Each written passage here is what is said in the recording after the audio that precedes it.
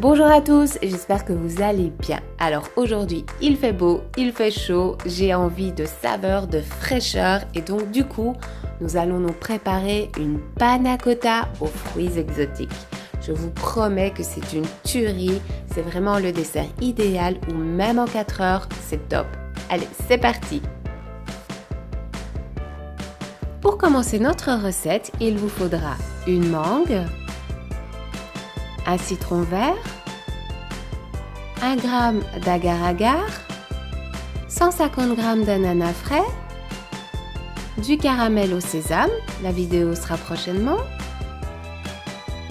30 g de sucre de canne qui est très important pour que la recette ait ce goût particulier, 350 ml de lait de coco et 2 gousses de vanille.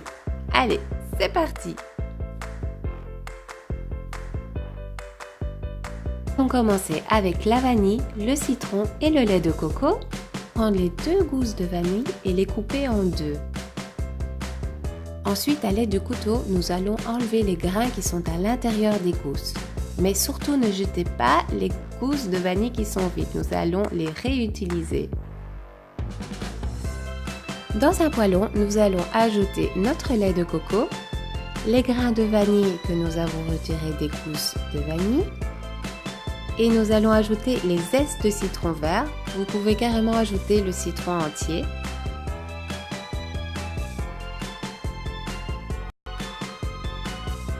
Après avoir zesté tout votre citron vert, vous pouvez y ajouter les gousses de vanille et mettre à ébullition pendant 5 minutes. Une fois notre mélange cuit, nous allons le laisser reposer pendant 10 minutes. Nous allons prendre notre mangue et notre ananas. Nous allons retirer la peau de l'ananas, puis la partie la plus dure de l'ananas qui se trouve au milieu. Enlever toutes les petites parties brunes qui restent. Nous allons le découper en lamelles et en faire une petite brunoise, c'est-à-dire en tout petits morceaux.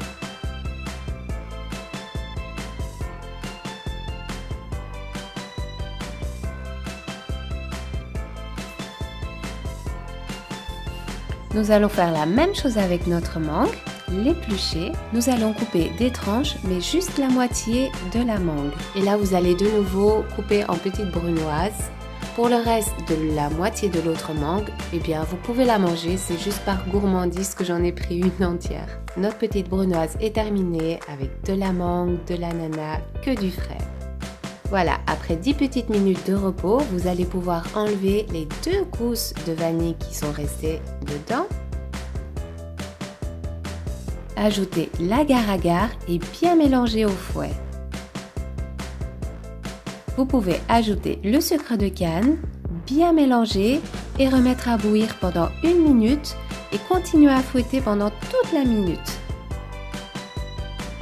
Vous pouvez déposer une petite partie de vos fruits dans le fond de 2 petites verrines, puis vous pouvez ajouter la panna cotta de façon équitable, ce que je n'ai pas fait apparemment. Recouvrir à l'aide d'un couvercle ou soit d'un film alimentaire et les mettre au frais 1 à 2 heures. Après 1 heure et demie au frais, vous pouvez enfin les sortir et vous pouvez ajouter le reste des fruits.